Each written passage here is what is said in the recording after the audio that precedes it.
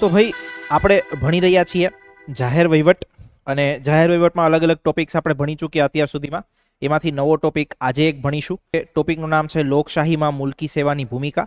ઇંગ્લિશમાં એને કહેવામાં આવે છે role of civil service in democracy. એક ટોપિક અને ટોપિકમાં જેટલી બી મહત્વની બાબતો છે એ મહત્વની બાબતોને આપણે વન બાય વન જોઈશું, ટુ ધ પોઈન્ટ વસ્તુઓ જોઈશું, સો દેટ તમને આઈડિયા આવે કે કેટલી વસ્તુઓ આપણે આમાંથી યાદ રાખવાની છે. બહુ મોટો ટોપિક નહીં, તો સામાન્ય રીતે જે મુદ્દાઓ છે ફેક્ટ ઇન્ફોર્મેશનના ફેક્ટવાળા મુદ્દાઓ જે છે આપણે જોઈ લઈશું, જે સીસીના પર્સપેક્ટિવથી આપણને કામ લાગી શકે. એક આખું મોડ્યુલ છે. આ મોડ્યુલમાં મેં બહુ જ બધી ઇન્ફોર્મેશન કવર અપ કરેલી છે. સ્પેસિફિકલી જે તમારું સિવિલ સર્વિસીસના હિસ્ટ્રીથી લઈને પ્રેઝન્ટની જેટલી બી ઇન્ફોર્મેશન હોય એ બધી વસ્તુ એમાં છે. તો બહુ ડિટેલમાં તમારે વાંચવું હોય અને બહુ ડિટેલમાં નાની નાની વસ્તુઓ બી જોવી હોય તો એ મોડ્યુલ તમે રેફર કરી શકો. અધરવાઇઝ ક્વિકલી આપણે જે છે એ વસ્તુને ભણીશું. તમને જો ટોપિક જે આપ્યો છે કે લોકશાહીમાં મુલકી સેવાની ભૂમિકા, મતલબ કે શું ભણવાનું છે આમાં, તો કે ભણવાનું એ છે કે જે સિવિલ સર્વિસ છે, જે પબ્લિક સર્વિસ છે, એ પબ્લિક સર્વિસ ડેમોક્રેસીમાં શું રોલ પ્લે કરે છે. ઓકે, એમની પોતાની ભૂમિકા શું છે, કયા કયા એવા ફેક્ટર્સ છે, કયા કયા એવા મુદ્દાઓ છે કે જેને એ લોકો ખાસ એડ્રેસ કરતા હોય છે. ઓબ્વિયસલી જે આપણી પબ્લિક સર્વિસ છે, પબ્લિક સર્વિસની આટલી નામનાઓ હોય છે. બધા લોકો જે છે પબ્લિક સર્વિસમાં જવા માટે મતલબ દોડ લગાવતા હોય છે. Status, okay, some kind of the role, તમારી એવી જોબનું ડાયનેમિઝમ, કંઈક પ્રકારનો એવો જોબ રોલ, આ બધી જ વસ્તુઓ છે કે જેના કારણે લોકો આટલા બધા ઇન્સ્પાયર થાય છે પબ્લિક સર્વિસીસ માટે. તો પબ્લિક સર્વિસીસ જે છે એ પબ્લિક સર્વિસીસની આપણી લોકશાહીમાં શું ભૂમિકા છે, મતલબ કે ડેમોક્રેસીને ટકાવવા માટે, ડેમોક્રેસીના સારા કામ કરવા માટે, ડેમોક્રેસીમાં સરકારના જે ઉદ્દેશ્યો હોય, લોકો માટેની જે યોજનાઓ હોય એ લોકો માટેની યોજનાઓ પૂરી કરવા માટે, આ બધા જ જે એમના ગોલ્સ છે કે જે એમના થોટ પ્રોસેસ છે, થોટ પ્રોસેસ અને આખી જે સર્વિસીસની પ્રોફાઇલ છે એ લોકશાહીને કઈ રીતે મદદરૂપ બની શકે, એ બધા જ કોન્ટેક્સ જે છે એ આપણે આમાં સમજવાના. આટલી વસ્તુઓમાં આપણે એને વન બાય વન જોઈશું. બહુ જ ક્વિક વેમાં હું તમને આ વસ્તુ ડિસ્કસ કરાવીશ જેથી તમને ટુ ધ પોઈન્ટ એક્ઝામ, કારણ કે યાદ રાખજો બહુ લાંબુ મારો સમજાવવાનો કોઈ મતલબ નહીં, કારણ કે તમારે 30 થી 40 શબ્દોમાં લખવાનો છે આન્સર. તો એટલી બધી લાંબી ઇન્ફોર્મેશન બી આપણા માટે કોઈ કામની નથી. ઓકે, તો વન બાય વન જોઈએ. પહેલી વસ્તુ, જે મતલબ જેટલી આઈએએસ આઈપીએસ કે બધી જ સર્વિસીસ છે, આ બધી સર્વિસીસ જે છે એ સરકારનો એકચ્યુઅલમાં આધાર માનવામાં આવે છે. સરકારનો આધાર શું કામ માનવામાં આવે? તમે માનો સરકાર 5 વર્ષ માટે ચૂંટાઈ, 5 વર્ષ પછી માનો નવી સરકાર બની ગઈ તો નવા લોકો આવે, એના પછી 5 વર્ષ પછી ફરી પાછી સરકાર બદલાઈ તો નવા લોકો આવે. તો આવી રીતે સરકારનું તો રોટેશન કન્ટિન્યુ ચાલતું રહેવાનું. બટ સિવિલ સર્વિસીસમાં જે લોકો છે, જે લોકો કન્ટિન્યુઅસલી સિસ્ટમમાં છે, એમને જ રહેવાના. તમે વિચાર કરો, સરકાર બદલાય તો કાંઈ એમ્પ્લોય નહીં બદલાતા, એમ્પ્લોય એઝ ઇટ ઇઝ જ રહે છે. તો જે એમ્પ્લોઈઝ છે કે જે કર્મચારીઓ છે એ ક્યાંક ને ક્યાંક સૌથી વધારે સિસ્ટમથી માહિતગાર હોય. ઓકે, વહીવટી જે પ્રક્રિયાઓ હોય એ જાણતા હોય, નિયમો જાણતા હોય, કાયદાઓ જાણતા હોય, આ બધી જ વસ્તુઓ એ લોકો જાણતા હોય છે. એટલે સરકારને કોઈ પણ પ્રકારના નિર્ણયો લેવા હોય, સરકારને કોઈ નીતિઓ બનાવી હોય, સરકારને કોઈ યોજનાઓ બનાવી હોય, તો એમાં આ સિવિલ સર્વન્ટ જે છે એ સૌથી વધારે પોતાનો રોલ પ્લે કરતા હોય છે. જે મુલકી સેવામાં લોકો છે, મતલબ સિવિલ સેવાને આપણે ગુજરાતીમાં મુલકી સેવા કહીએ, તો મુલકી સેવાના જે લોકો છે એ સરકારનો આધાર માનવામાં આવતા હોય છે. અમલીકરણ માટે જવાબદાર. સરકાર કોઈ નીતિઓ બનાવી નાખે, એ નીતિઓને સૌથી નીચલા લેવલ સુધી અમલ બનાવી. ઓકે, મનરેગા સરકારે બનાવી, કેન્દ્ર સરકારે બનાવી, સંસદમાં કાયદો બનાવ્યો. હવે મનરેગાને ગામડા સુધી ઇમ્પ્લિમેન્ટ કરાવવાનું કામ કોણ કરે? તો કે મંત્રી જે છે એ મંત્રી ના જાય ગામે ગામે. એ કામ કોણ કરે? તો કે જે સરકારની આ સંસ્થાઓ છે, સરકારના કર્મચારીઓ છે, એ કરશે. તો અમલીકરણ માટે જવાબદાર છે. એના પછી નીતિ નિર્માણમાં સહભાગિતા. સરકાર જે છે એ નીતિઓ બનાવે છે, સરકાર જે નિયમો બનાવે છે, એ નિયમો પોતાની જાતે એવું નહીં કે રાત્રે મતલબ સુતાતા ને કોઈ આવું સપનું એવું સવાર યોજના બનાવી નાખી. જે સિવિલ સર્વન્ટ્સ છે કે જે સિસ્ટમમાં છે, સિસ્ટમના લોકો સરકારને સજેશન્સ આપે કે આવી નીતિઓની જરૂરિયાત છે, લોકોને આવી જરૂરિયાત છે, તો એના માટે તમારે આવા પ્રકારની કંઈક નીતિ બનાવવી પડે, નિયમ બનાવવા પડે, યોજના બનાવવી પડે. તો મતલબ કે નીતિ નિર્માણ, સરકાર જે પોલિસીસ બનાવે છે એ પોલિસીસમાં એ લોકો પોતાનો રોલ પ્લે કરે છે. પછી સાતત્ય પ્રદાન કરવું. સાતત્યને કહેવાય કન્ટિન્યુએશન. ઓકે, મેં જે તમને કીધું ને કે સરકાર તો 5 વર્ષે બદલાય, પણ સિસ્ટમમાં રહેતા અધિકારીઓ સતત કાર્યરત રહેતા હોય છે. એટલે એ લોકો શું કરે છે? સાતત્ય પ્રદાન કરે છે. કન્ટિન્યુઅસ જે છે એ સર્વિસીસ એ લોકો પ્રોવાઈડ કરતા હોય છે, પોતાની સેવા આપતા હોય છે. કન્ટિન્યુઅસ જે છે એ જે પણ પ્રકારના નિર્ણયો લેવાતા હોય સરકારમાં એના પોતે સાક્ષી હોય છે.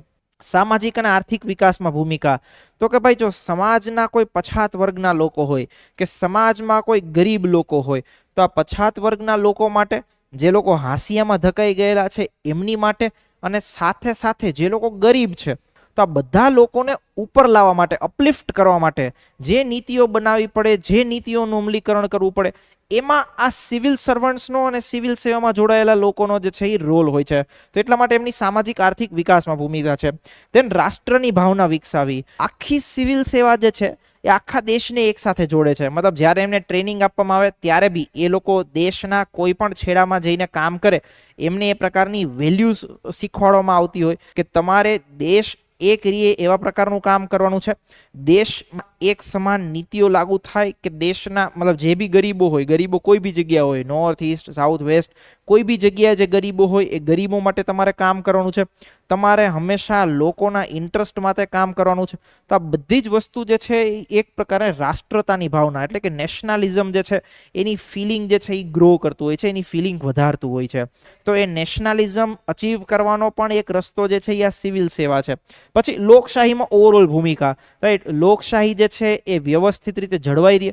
તમે વિચાર કરો કે લોકશાહીનું સૌથી મોટું પ્રતીક જે છે એ ઇલેક્શન માનવામાં આવે.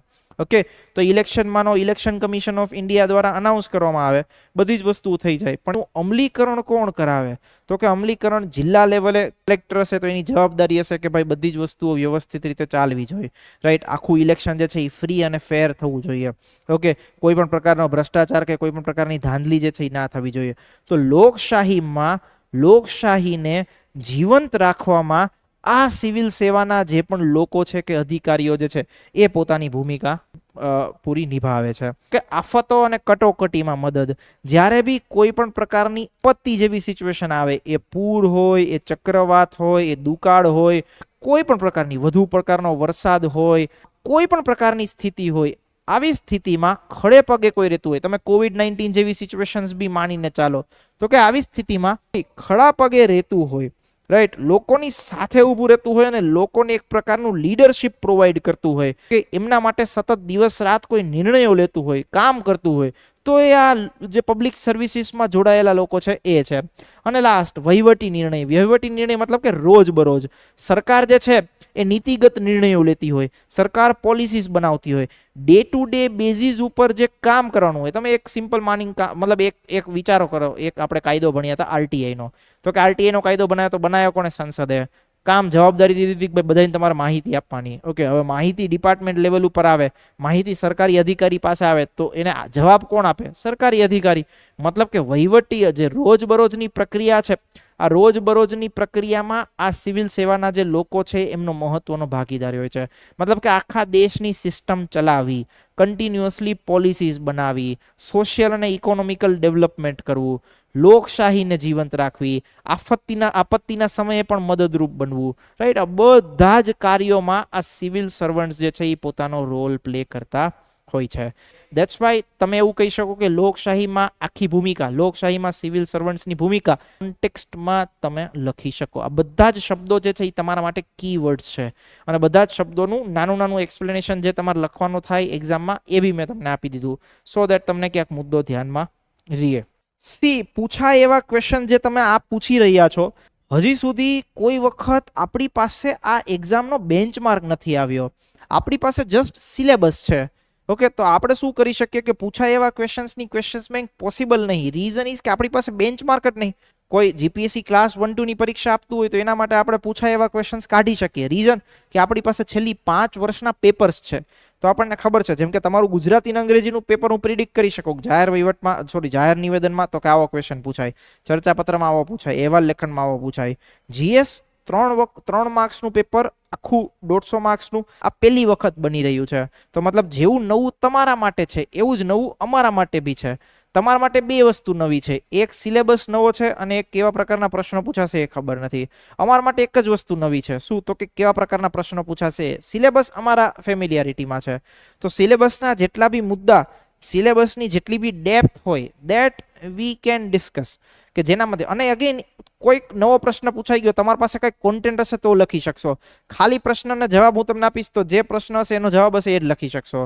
ઓન ધી અધર સાઈડ, જાહેર વહીવટમાંથી કોઈ પણ પ્રકારનો પ્રશ્ન પૂછાય, ક્યાંક ને ક્યાંક મારા સબકોન્શિયસ માઇન્ડમાં જે પ્રકારનું નોલેજ છે એ નોલેજને મારે ઇમ્પ્લિમેન્ટ કરીને લખવું હોય તો હું લખી શકીશ. ક્યારે? જ્યારે મારી પાસે કોઈ કોન્ટેન્ટ હશે. સી, જાહેર સેવા અધિનિયમ, that is a different thing. જે આપ ક્વેશ્ચન પૂછી રહ્યા છો ને, હું તમને જાહેર સેવા અધિનિયમનું એક PDF આપીશ, મને યાદ દેવડાવજો. તો કે ગુજરાત જાહેર સેવાઓ સમયસર રીતે મેળવવાનો અધિકાર અલગ પ્રકારનો અધિકાર છે. તો કે જાહેર સેવા અધિનિયમ શું છે? તો કે ભાઈ એક રીતે એવું છે કે તમને જે પણ ગવર્મેન્ટ સર્વિસીસ મળતી હોય, ગવર્મેન્ટ સર્વિસીસ એટલે કે જે લાભ મળતા હોય ગવર્મેન્ટના, બર્થ સર્ટિફિકેટ કઢાવવાનું, ડેથ સર્ટિફિકેટ કઢાવવાનું, બીજા XYZ ડોક્યુમેન્ટેશન કઢાવવાના, આ તે એ બધી જ સેવાઓ મેળવવાનો એક નિશ્ચિત સમય કરી દેવામાં આવે કાયદાકીય રીતે. કે બર્થ સર્ટિફિકેટ તો કે ભાઈ 8 દિવસમાં મળી જવું જોઈએ, અપ્લાય કરો ત્યારથી. ડેથ સર્ટિફિકેટ તો કે ભાઈ 15 દિવસમાં મળી જવું જોઈએ, અપ્લાય કરો ત્યારથી. તો કે આને કહેવાય જાહેર સેવાઓ મેળવવાનો અધિનિયમ, રાઈટ? તો that is a different thing from this. Okay, બંને વસ્તુ મિક્સ નથી, અલગ અલગ છે. ચલો આટલા મુદ્દાઓ જોઈ લો. પહેલા કોઈ પણ પ્રકારનો ડાઉટ હોય તો મને એકવાર પૂછી લો. If anyone is having any doubt. ચલો ભાઈ, કોઈ બી પ્રકારનો ડાઉટ હોય તો પૂછી લો. Please feel free to ask me if anyone is having any doubts. If anyone is having any doubts, please feel free to ask me. સાતત્ય પ્રદાન કરવી. સાતત્ય પ્રદાન કરવું મતલબ કે ભાઈ કન્ટિન્યુએશન. ઓકે, સતત સેવામાં હોવું. તમે જો કે આજે આપણે આગળ જોયું હતું સરકારનો આધાર, તો આપણે એવું કહી શકીએ જે સિસ્ટમ છે, ઓકે, એ સિસ્ટમમાં સતત રહેતા કોઈ લોકો હોય, ઓકે, સતત રહેતા કોઈ લોકો હોય તો એ છે આ સંધિ અધિકારીઓ કે સિવિલ સર્વન્ટ્સ. કે જે મતલબ એક વખત કોઈ વ્યક્તિ જોડાય તો સામાન્ય રીતે પોતાની રિટાયરમેન્ટ થાય ત્યારે રિટાયર થાય, તો એની જે સર્વિસનો સમયગાળો હોય, લેટ્સ સે કોઈ વ્યક્તિ જે છે એ 25 વર્ષની ઉંમરે સેવામાં જોડાયો, તો 25 વર્ષથી લઈ અને 58 વર્ષનો સમયગાળો તમે વિચારો, ઓલમોસ્ટ 33 વર્ષ જેવી એની સર્વિસ થઈ. 33 વર્ષ સુધી એ સિસ્ટમમાં રહેતો હોય. જ્યારે સામે પક્ષે સરકાર, તો કે ભાઈ સરકારને તો 5 વર્ષ મળે, 5 વર્ષ પછી ઇલેક્શન થવાનું છે, એને એ સરકાર આવી બી શકે અને ના બી આવી શકે, પણ અધિકારીઓ તો સેમ રહેવાના, રાઈટ? એટલે એ લોકો જે છે એ આખી સિસ્ટમમાં સતત રીતે પોતાનું જે છે એ જ્ઞાન હોય, પોતાની જે એક્સપર્ટાઇઝ હોય, પોતાની પાસે જે નોલેજ હોય, એ બધી જ વસ્તુઓ પ્રોવાઈડ કરતા હોય છે. દેટ ઇઝ કોલ્ડ એઝ સાતત્ય પ્રદાન કરવું, કન્ટિન્યુએશન તમે એને ઇંગ્લિશમાં કહી શકો. પછી આગળ એક કોન્ટેક્સ્ટ જોઈએ તો કે જે સિવિલ સર્વિસીસ છે એ સિવિલ સર્વિસીસમાં બી તમને ખબર હશે કે ભાઈ સિવિલ સર્વિસીસ જેટલી મતલબ શું કહેવાય, ગ્લોરિયસ, સોરી ગ્લોરિયસ નહીં પણ તમે એને બીજો શબ્દ કહી શકો, લાઈક ગ્લેમરિયસ, મતલબ તમને એવું બહારથી લાગતું હોય કે ઓહો હો બહુ જોરદાર સર્વિસીસ છે, રાઈટ? કેટલો માન, મોભો, પ્રતિષ્ઠા, તે બધી વસ્તુઓ છે, કેટલું સ્ટેટસ છે, એક્સેટ્રા એક્સેટ્રા, બધી જ વસ્તુઓ તમને ખબર હશે. બટ સમહાવ સિવિલ સર્વિસીસમાં બી ઘણા બધા પડકારો રહેલા છે, ઘણા બધા ચેલેન્જીસ રહેલા છે, કે જે ચેલેન્જીસ જે છે એ સર્વિસીસનો જે ઉદ્દેશ્ય છે, રાઈટ, સર્વિસીસનો જે મૂળ પર્પઝ છે એને ક્યાંક ને ક્યાંક અફેક્ટ કરતું હોય. આવા જે ચેલેન્જીસ છે એ ચેલેન્જીસમાં તમે અમુક વસ્તુઓ જોતા હશો કે ભ્રષ્ટાચાર હોવું, પોલિટિકલ ઇન્ફ્લુઅન્સ હોવું, વ્યક્તિની પોતાની લાલચ હોવી, રાઈટ, સત્તાનો દુરુપયોગ કરવો, ઓકે, જે પ્રકારનું બિહેવિયર કે જે પ્રકારનું શું કહેવાય વ્યવહાર કરવામાં આવે, અયોગ્ય વ્યવહાર કરવો, કોઈક વ્યક્તિની જે છે ઇન્સલ્ટ કરવી. તો ઘણા બધા સિવિલ સર્વિસીસના ચેલેન્જીસ છે, એ ચેલેન્જીસ તમને જોવા મળતા હોય છે. આટલા ચેલેન્જીસને આપણે સામાન્ય રીતે બાયફર્ગેટ કરેલા છે. ઓકે, વન બાય વન આ ચેલેન્જીસને સમજીએ, જેથી આપણને ઇનકેસ એવું પૂછાય ક્વેશ્ચન કે ભાઈ સિવિલ સેવામાં રહેલા પડકારો જણાવો, તો આપણી પાસે આટલી ઇન્ફોર્મેશન હોવી જોઈએ. તો કે શું છે? તો કે પહેલી વસ્તુ કે આજના સમયમાં, મતલબ કે આધુનિક સમયમાં જે પણ પ્રકારના પડકારો હોય એ પડકારોને પહોંચી વળવા માટે જે પણ પ્રકારની તાલીમ જોઈએ એ તાલીમનો ક્યાંક ને ક્યાંક અભાવ જોવા મળે છે. તમે વિચાર કરો, વર્તમાન સમયમાં સાયબર સિક્યોરિટી, સાયબર ફ્રોડ, આ બધી વસ્તુ થઈ રહી છે. અધિકારીઓ આપણા જૂના છે, તેમની પાસે કોઈ પ્રકારનું એવું વિશિષ્ટ નોલેજ નથી કે એ પ્રકારની કોઈ ટ્રેનિંગ નથી કે જેના માધ્યમથી આધુનિક સમયના પડકારોને પહોંચી શકે. કે પહેલો મુદ્દો આ થઈ જાય. બીજી વસ્તુ કે એમને બહુ જ પ્રકારની જે છે એ રક્ષણ મળે છે. ઓકે, રક્ષણ મળે છે બંધારણના પ્રસ્પેક્ટ. ઓકે, કઈ અનુચ્છેદમાં? તો કે અનુચ્છેદ 311 મુજબ. તો જે સિવિલ સર્વન્ટ્સ છે, સિવિલ સર્વન્ટ્સને એસ સચ એટલું ઝડપથી તમે જોબમાંથી કાઢી ના શકો, સસ્પેન્ડ એટલું ઝડપથી, મતલબ બહુ ઇઝીલી ના કરી શકો, બટ ઘણા બધા પ્રોટેક્શન્સ એમને મળતા હોય છે કે જેના લીધે ઘણી વખત કોઈ વ્યક્તિ આરોપી હોય તો એમાં બી સમયગાળો થતો હોય છે, રાઈટ, એને પુરવાર કરવામાં. તો કે આ એક બીજો પ્રશ્ન છે. ત્રીજો પ્રશ્ન, એકાધિકાર અને લાયસન્સ રાજ. ઓકે, આ લાયસન્સ રાજને આપણે ઓલું કહેવામાં આવતું રેડ ટેપિઝમ, રાઈટ, કે બહુ જ ધીરી ગતિએ કામ કરે, લાયસન્સ આપવાનો એમની પાસે પોતાની પાસે હક હોય, ઓકે, પોતાને મંજૂરી હોય, સત્તા આપેલી હોય, સત્તાનો દુરુપયોગ કરે, ધીરે ધીરે કામ કરે. તો આ પ્રકારનો એકાધિકાર એટલે કે મોનોપોલી અને લાયસન્સ રાજ, આ બંને વસ્તુ સિવિલ સર્વિસીસમાં જોવા મળતી. જો કે 1991 પછી આપણે જે દેશમાં આર્થિક સુધારાઓ કર્યા એના પછી આ મુદ્દો જે છે એ ઘણો ખરો ઓછો થઈ ગયો છે, પણ હજી બી આ વસ્તુ જોવા મળી રહી છે.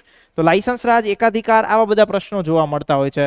તો કે રાજકીય હસ્તક્ષેપ, રાઈટ, સિવિલ સર્વન્ટ્સને પોતાને કામ વ્યવસ્થિત ઘણી વખત કરવું હોય, નિયમો અનુસાર કરવું હોય, પણ તો કે ઘણું બધું પોલિટિકલ ઇન્ફ્લુઅન્સ જે છે એ પોલિટિકલ ઇન્ફ્લુઅન્સ એમને નડતું હોય છે. તો આ પણ એક પ્રકારનો ઇસ્યુ છે.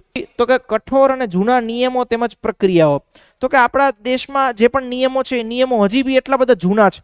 તમે વિચાર કરો, આઈપીસી, સીઆરપીસી, આ આઈપીસીની જે કલમો છે એ કલમો આપણે હમણાં ચેન્જ કરી, બ્રિટિશર્સના ટાઈમથી હતી. આપણને આઝાદી મળી અને 70 વર્ષ જેટલા ઉપર જેવો સમયગાળો થવા આવ્યો, છતાં આપણે જે છે એ બ્રિટિશર્સના લો હજી સુધી માનતા હતા. તો વિચાર કરો કે કેટલી જૂની પ્રક્રિયાઓ છે, કઠોર પ્રક્રિયાઓ છે અને આઉટડેટેડ પ્રક્રિયાઓ છે, જે હજી આજના સમયે પણ આપણા વહીવટમાં જોવા મળે છે. અને એના કારણે શું થાય છે તો કે કાર્યક્ષમ રીતે કામ થઈ શકતું નથી, એફિશિયન્ટલી કામ થઈ શકતું નથી, જેટલી ઝડપથી કામ થવું જોઈએ એટલું ઝડપથી કામ થતું નથી. જવાબદારી અને પારદર્શિતા પ્રક્રિયાનો અભાવ, કોઈ પણ વ્યક્તિની જવાબદારી ફિક્સ કરવી, કોઈ પણ વ્યક્તિની એકાઉન્ટેબિલિટી ફિક્સ કરવી, બીજી વસ્તુ એ કે પારદર્શિતા એટલે ટ્રાન્સપરન્સીની પ્રોસેસ કરવી. તો કે આ બધી વસ્તુમાં ઘણી વખત અભાવ જોવા મળતો હોય છે. જે સિવિલ સર્વન્ટ્સ છે એ સિવિલ સર્વન્ટ્સ એગ્રી થતા નથી. એ સિવિલ સર્વન્ટ જે છે એ પોતે જે છે એ મતલબ પારદર્શિતાને પ્રોત્સાહન આપવા માટે માંગતા નથી, એ પોતે જવાબદારી લેવા તૈયાર નથી. તો આવા બધા પ્રકારના ઇસ્યુ થતા હોય છે એમની જોબના પર્સપેક્ટિવને કારણે. તો કે બદલાવ સામે પ્રતિકાર, બદલાવ સામે પ્રતિકારનો મતલબ શું થાય તો કે કોઈ પણ પ્રકારનો આધુનિક સમયમાં ચેન્જીસ આવી રહ્યો. બહુ સિમ્પલ એક્ઝામ્પલ તમે સમજો, વ્યક્તિ જે છે એને પોતે ફિઝિકલી ફાઇલ જોવાની આદત પડી ગઈ હોય, તો ડિજિટલ આખું પ્રોસેસ થાય કે ડિજિટલ આખી પ્રક્રિયા થાય તો એને એડોપ્ટ ન કરે. ઓકે, હકીકતે ડિજિટલાઇઝેશન એ આજની જમાનાની જરૂરિયાત છે, પણ એની પોતાની જૂની પ્રક્રિયાથી જ કામ કરવા માટે ટેવાયેલા છે. તો આવું માનો દેશમાં કોઈ પણ પ્રકારના ચેન્જીસ કરવા હોય, ઓકે, કોઈ નવી વસ્તુઓ ઇનોવેટિવલી ઇન્ટ્રોડ્યુસ કરવી હોય, પણ આ લોકો પોતે જે છે એની સામે પ્રતિકાર આપે છે, મતલબ કેટલો બદલાવ જે છે થવા દેતા નથી. પછી સંસાધનોનો અભાવ, right, civil servants most of પોતે જે છે એઝ એ લીડર હોય છે. હવે જ્યારે લીડર કોઈ વ્યક્તિ હોય તો એને બીજા લોકો પાસેથી કામ લેવાનું હોય, મતલબ કે એની નીચેની આખી જે ફોર્સ હોય, નીચેના જે લોકો હોય જેની સાથે કામ કરતા હોય એની પાસેથી કામ લેવાનું હોય. પણ ઘણી વખત શું છે તો કે એને જ પોતે હ્યુમન પાવર જે છે એ મળતો નથી, shortage of human power, resources નથી, ઇન્ફ્રાસ્ટ્રક્ચર નથી, ટેકનોલોજી નથી. તો આ બધી વસ્તુને કારણે શું થાય છે તો કે જે ઉદ્દેશ્યો સરકારે નક્કી કર્યા હોય અમલીકરણના, એ ઉદ્દેશ્યો જે છે એ પ્રાપ્ત કરી શકાતા નથી. તો સંસાધનોનો અભાવ બી જોવા મળે છે સિવિલ સર્વિસીસમાં. તો કે ભ્રષ્ટાચાર, રાઈટ, તો કે આ બી એક મુદ્દો છે. તમે ઓલરેડી ન્યૂઝપેપરમાં સાંભળતા જશો, જોતા જશો, વાંચતા જશો કે કેવા કેવા કરપ્શનના કેસીસ ઘણા બધા અધિકારીઓ પણ બી લાગતા હોય છે. જેમની આવક હોય આવક કરતાં વધારે પ્રમાણમાં એ લોકો સંપત્તિ ધરાવતા હોય છે. તો એ પણ ઘણી વખત પ્રશ્ન થતો હોય છે. તો ભ્રષ્ટાચાર જે છે એ ભ્રષ્ટાચાર પણ એક મૂળ છે કે જે સિવિલ સર્વિસીસનું એક પ્રકારનું ચેલેન્જ છે. આટલી વસ્તુઓમાં તમે સિવિલ સર્વિસીસના ચેલેન્જીસ લખી શકો. એક વખત ખાલી મુદ્દાઓ જોઈ લો, કોઈ પણ પ્રકારનો ડાઉટ હોય તો પૂછી લો, દેન આફ્ટર આપણે આગળ વધીએ. એક વખત મુદ્દાઓ જોઈ લો ઝડપથી એવરીવન, પછી કોઈ પણ પ્રકારના ડાઉટ હોય તો પૂછી લો. ઓલમોસ્ટ આપણે કાલે જે છે એ વાઇન્ડ અપ કરીશું આના જેટલા બી મહત્વના મુદ્દાઓ છે એને. બધી જ વસ્તુ ઓલમોસ્ટ આપણી જે ડિસ્કશનના પોઈન્ટ્સ હતા એ ડિસ્કશનના પોઈન્ટ્સ ઓલરેડી આપણે કરેલા છે. ઓલમોસ્ટ આપણે કાલે જે છે આને વાઇન્ડ અપ કરીશું. કાલે આપણે 2 મુદ્દાઓ ડિસ્કસ કરવાના થશે. એ 2 મુદ્દાઓમાં એક આવશે વૈધાનિક નિયમનકારી અને અર્ધન્યાયિક સંસ્થાઓ, અને બીજો એક મુદ્દો આવશે એ એનજીઓનો મુદ્દો આવશે. ઓકે, વિકાસ પ્રક્રિયામાં જે અલગ અલગ પ્રકારની સંસ્થાઓ છે, ખાસ કરીને એનજીઓ હોય, એસએચજી હોય, ઓકે, સિવિલ સોસાયટીઝ હોય, તો નાગરિક સમાજનો ફાળો, વિકાસ પ્રક્રિયામાં નાગરિક સમાજનો ફાળો, એવો એક પોઈન્ટ છે. Role of civil societies in developmental process, એક મુદ્દો છે એ મુદ્દાને આપણે કાલે જોઈશું. અને સાથે સાથે વૈધાનિક નિયમનકારી અને અર્ધન્યાયિક સંસ્થાઓને જોઈશું. તો ઓલમોસ્ટ મંગળવાર જે છે, મંગળવારે આપણો વસ્તુઓ પૂરી થઈ જશે. રાઈટ, પછી કાંઈ બહુ વધારે વસ્તુઓ બાકી રહેતી નથી. પછી ખાલી બસ વસ્તુઓને રિવાઇઝ કરો, જોવો, શાંતિથી સમજો. 3-4 દિવસમાં જેટલી બી વસ્તુઓ તૈયાર કરી છે એને જસ્ટ ઓબ્ઝર્વ કરો. બસ આટલી જ વસ્તુઓ કરવાની છે. બીજું આપણે ભાઈ કોઈ ટેન્શન લેવાનું થતું નહીં. તો કૂલ અને ફ્રી માઇન્ડથી એક્ઝામ આપો. ઓકે, ગુજરાતી ભાષા, અંગ્રેજી ભાષા બે ઉપર જોરદાર લેવલનું મતલબ શું કહેવાય પકડ બનાવીને રાખજો. જેવું પેપર પૂરું થાય એ પેપર પૂરું થયા પછી just share your experience also about writing whether you are writing your first mains, whether you are writing second third mains, જેવો બી એક્સપિરિયન્સ હોય just share with your colleague also, કારણ કે આ એક એવી મોમેન્ટ છે, બિકોઝ આ એક એવી પ્રક્રિયા છે કે જેમાં તમે છેલ્લા દિવસોમાં જોડાયા છતાં તમે એફર્ટ્સ કર્યો, તમે કરેજ રાખી, તમે પેશન્સ રાખ્યું, એના કારણે કદાચ એવું વસ્તુ બનશે, તમારામાં લખવાનો કોન્ફિડન્સ આવ્યો. થિંગ ઇઝ દેટ લખવાનો કોન્ફિડન્સ બિલ્ડઅપ થવો એક પ્રકારની એવું કહી શકો અડધી જીત છે. ઓકે, ઘણા બધા લોકો તો મેઇન્સની એક્ઝામ દેવા બી નહીં આવે, તમે જોજો.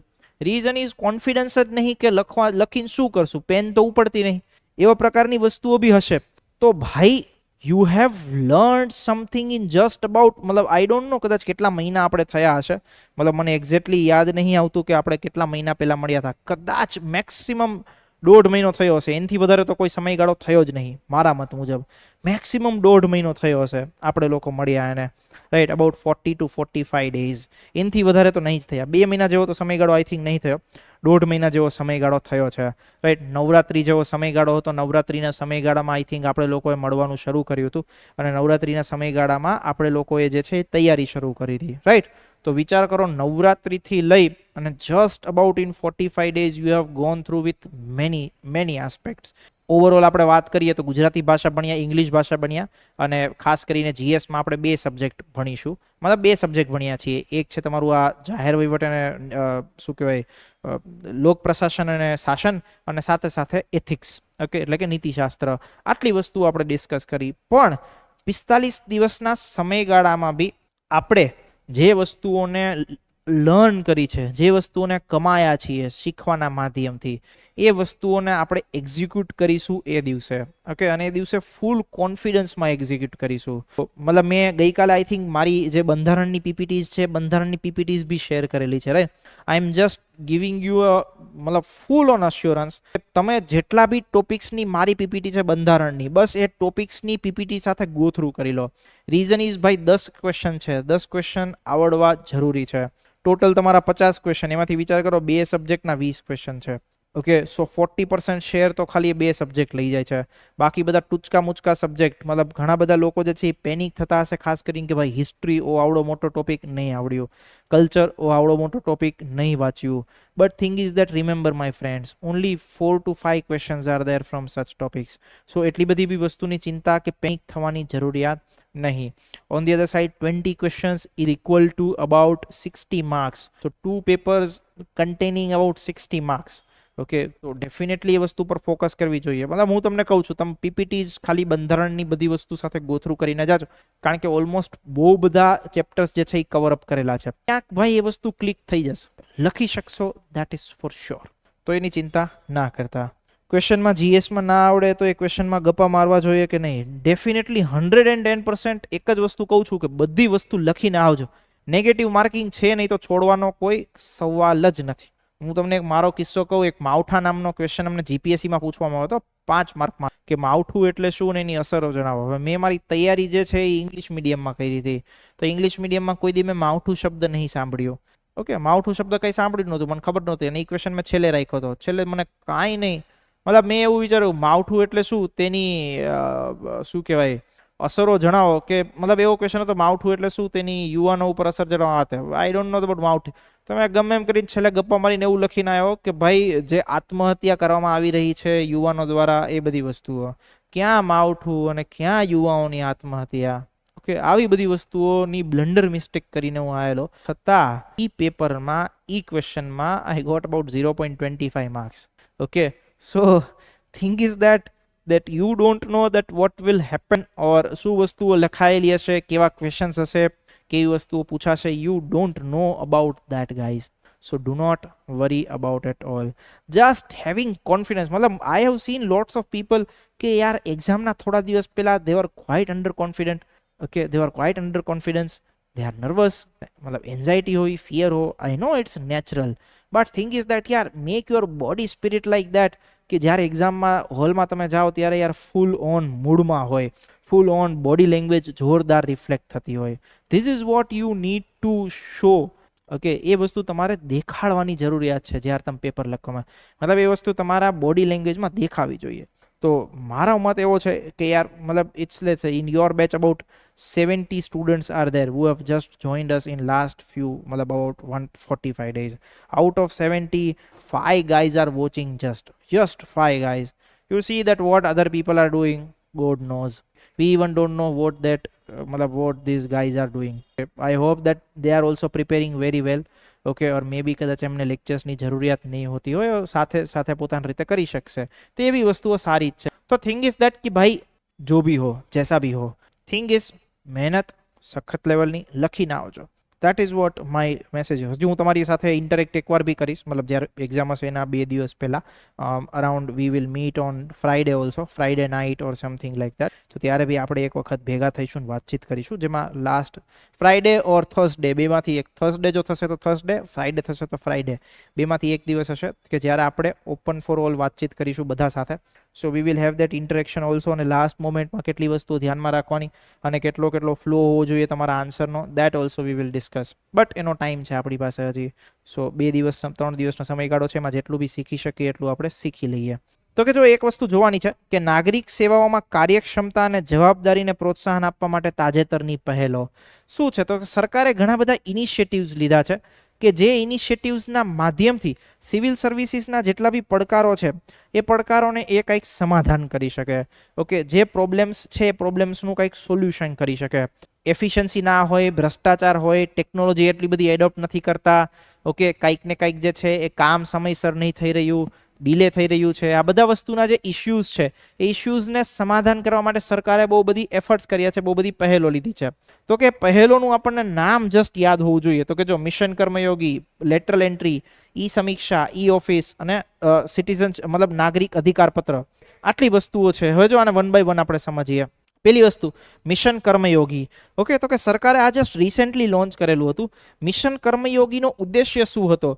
તો કે જે સિવિલ સર્વન્ટ્સ છે એ સિવિલ સર્વન્ટ્સને ટેકનોલોજીકલ આસ્પેક્ટ આખો સમજાવો, ટેકનોલોજી સાથે માહિતગાર કરાવવા, ટેકનોલોજીને રોજબરોજની પ્રક્રિયામાં સામેલ કરવા માટે પ્રોત્સાહિત કરવા, અને બીજી વસ્તુ કે એમની કાર્યક્ષમતા વધારવા.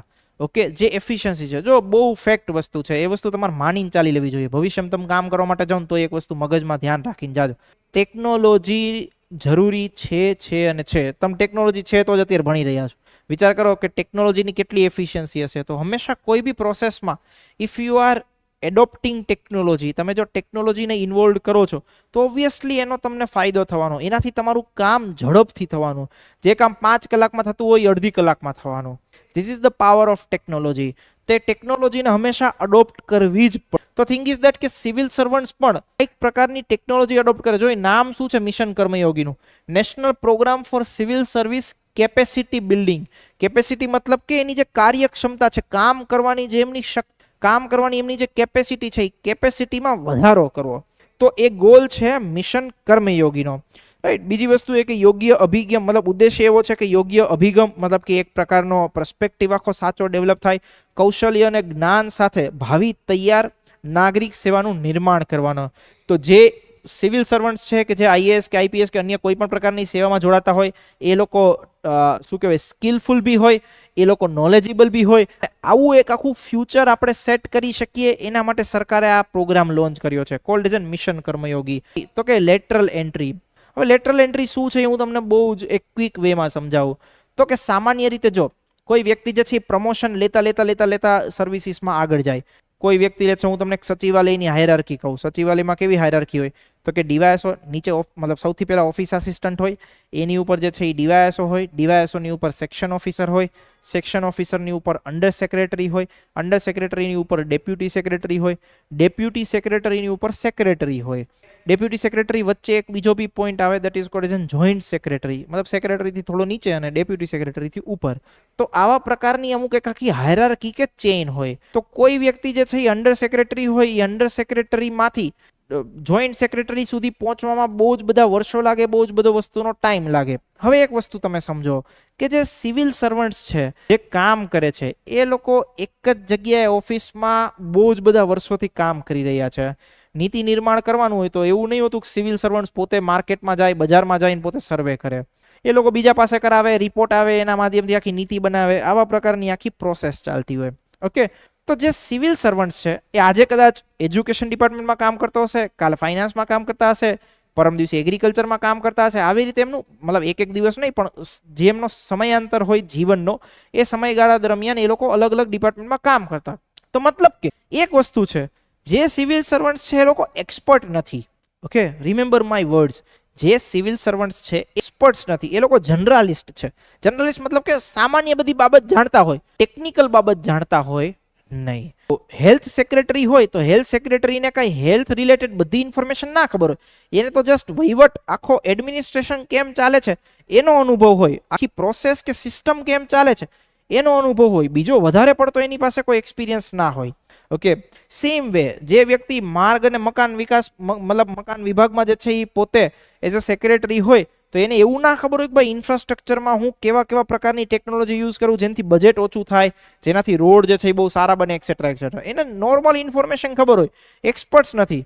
આ જે સમસ્યા છે કે આવું જોઈન્ટ સેક્રેટરી લેવલના પદ ઉપર કે જે સરકારના ઉચ્ચ પદો છે, ઉચ્ચ પદો ઉપર જે વ્યક્તિ બેઠા છે એ વ્યક્તિ જનરલિસ્ટ છે, સામાન્ય નોલેજ ધરાવતા વ્યક્તિ. હવે આજનો આખો આધુનિક સમયગાળો, આ આધુનિક સમયગાળામાં સરકારની કોઈ બિલ્ડિંગ બનતી હોય, સરકારના કોઈ રસ્તાઓ બનતા હોય, સરકારની કોઈ યોજનાઓ બનતી હોય, આ બધી જ બાબતોમાં we need knowledge. Climate change થઈ રહ્યું છે. વિચાર કરો કે આખા દેશમાં જે આ પ્રકારની પર્યાવરણીય સમસ્યા, મતલબ આખા દેશમાં નહીં, સોરી, આખા વિશ્વમાં જે આ પ્રકારની પર્યાવરણીય સમસ્યાઓ ઉદ્ભવી રહી છે, તો આ પર્યાવરણીય સમસ્યાઓનું સમાધાન ઓનલી એન્ડ ઓનલી જે વ્યક્તિ પાસે ટેકનોલોજીકલ જ્ઞાન હોય, જે વ્યક્તિ પાસે ટેકનિકલ જ્ઞાન હોય એ જ સોલ્વ કરી શકે. બાકી કોઈ વ્યક્તિને ક્લાઇમેટ ચેન્જમાં શું પોલિસી એડોપ્ટ કરવી જોઈએ, કઈ રીતે કરવી જોઈએ, કઈ રીતે ક્લાઇમેટ ચેન્જને રોકવું જોઈએ, આની કંઈ ખબર જ ના પડે. વ્યક્તિ કામ નહીં કરી શકવાનો. તો સરકારમાં હવે એવા લોકોની અપેક્ષા છે, એવા લોકોની આશા છે કે એવા લોકો હોવા જોઈએ જે એક્સપર્ટ્સ હોય, જે ક્ષેત્રમાં એ લોકો બહુ વર્ષોથી કામ કરે. તમે બચારો સિવિલ સર્વન્ટ 30 વર્ષ સુધી અલગ અલગ ડિપાર્ટમેન્ટમાં કામ કરે. કોઈ એક ડિપાર્ટમેન્ટનો ખાલી 30 વર્ષનો અનુભવ ના હોય ને, અલગ અલગ ડિપાર્ટમેન્ટમાં કામ કરવાનો અનુભવ હોય. જ્યારે અન્ય બીજો એક વ્યક્તિ, લેટ્સ સે કોઈ વ્યક્તિ જે છે એ સોફ્ટવેર ડેવલપર હોય, કોડિંગ કરતો હોય, તો એ જિંદગીના 15 થી 20 વર્ષ સુધી એક જ કામ કરતો હોય. તો જ્યારે આટલા વર્ષો સુધી કોઈ વ્યક્તિ એક જ કામ કરતો હોય તો એની એ ફિલ્ડમાં પકડ આવી જાય, એની એક્સપર્ટીઝ આવી જાય. ઓકે, એને ખબર હોય કે ભાઈ આ વસ્તુનું સમાધાન કેમ કરવું, આવા પ્રોબ્લેમ્સ છે એને રોકવા કેમ. તો સરકારને હવે એવા લોકોની જરૂરિયાત છે કે જે લોકો પોતાના ક્ષેત્રમાં માહિર હોય, ઓકે, પોતાના ક્ષેત્રમાં એક્સપર્ટ હોય. તો એના માટે સરકારે એક રસ્તો અપનાવ્યો કે આવી જે ઉચ્ચ પદો છે, ઉચ્ચ પદો મતલબ કે જોઈન્ટ સેક્રેટરી લેવલનું જે પદ છે, ત્યાં આપણે ડાયરેક્ટ રેક્રુટમેન્ટ કરીએ. સામાન્ય રીતે જોઈન્ટ સેક્રેટરી સુધી એ જ વ્યક્તિ પહોંચી શકે જે પોતાની સર્વિસીસમાં 20 થી 25 વર્ષનો સમયગાળો રહ્યા હોય, ગવર્મેન્ટ સર્વિસમાં 20 થી 25 વર્ષ રહ્યા હોય. બટ સરકારે એવું નક્કી કર્યું કે ભાઈ આ લેવલ ઉપર મતલબ કે જોઈન્ટ સેક્રેટરીના લેવલ ઉપર આપણે ડાયરેક્ટ રેક્રુટમેન્ટ કરીએ, એક્ઝામ કે ઇન્ટરવ્યૂ કે એના માધ્યમથી. જેમાં લેટ્સ સે ભાઈ કોઈ ક્લાઇમેટ ચેન્જની પર્યાવરણ એન્વાયરમેન્ટ ડિપાર્ટમેન્ટ છે, એમાં તમારે કોઈ એન્વાયરમેન્ટ મિનિસ્ટ્રીમાં કોઈ વ્યક્તિની રેક્રુટમેન્ટ કરવાની હોય તો એવા વ્યક્તિની રેક્રુટમેન્ટ કરે જે એક્સપર્ટ છે, બહુ જ વર્ષોથી આ કામ કરી રહ્યો છે. તો સરકારે આના માટે એક કોન્સેપ્ટ લાયા અને આ કોન્સેપ્ટ હતો લેટરલ એન્ટ્રીનો. તો આ લેટરલ એન્ટ્રીનો કોન્સેપ્ટ જે છે હમણાં થોડા સમય પહેલા ચર્ચા બી હતો. તો એકવાર વસ્તુઓ યાદ રાખી લેજો કે સરકારી સેવાઓમાં કે ઉચ્ચ પદો ઉપર જે એક્સપર્ટ છે, જે વ્યક્તિ વિશિષ્ટ જ્ઞાન ધરાવે છે, એવા લોકોની સીધી ભરતી કરવી. This is called as an lateral entry. તો સરકારે આ વસ્તુનો સમાધાન બી કર્યું છે.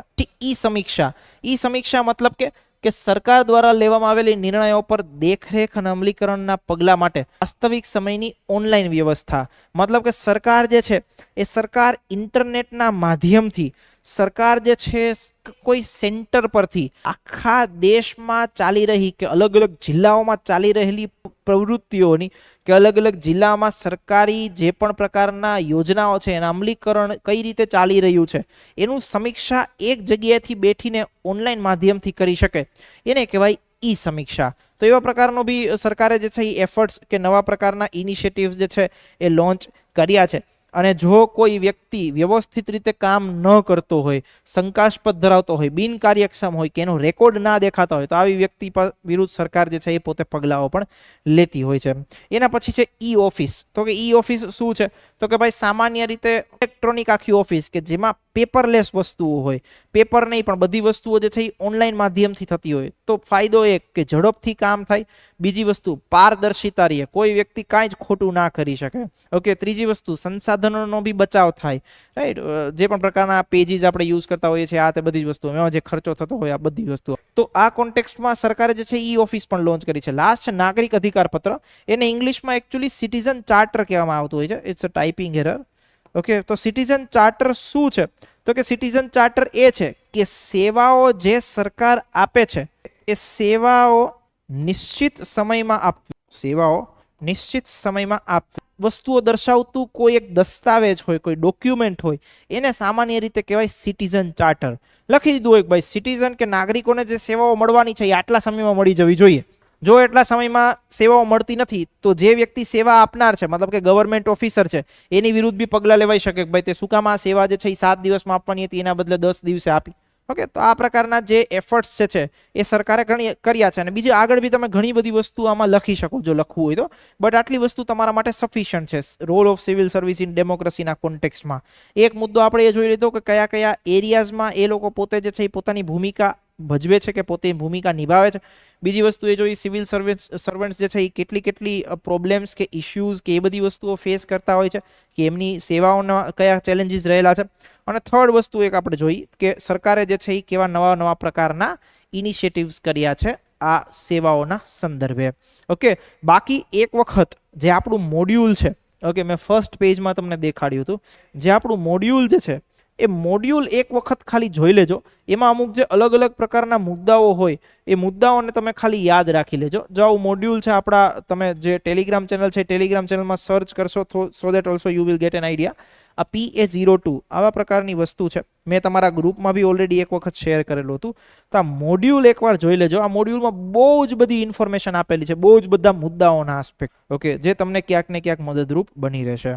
ઓકે, તો અહીંયા તમારો આ જે મુદ્દો છે, રાઈટ, ખાસ કરીને civil role of civil services in democracy, એ આખો મુદ્દો જે છે પૂરો અહીં થાય છે. ઓકે.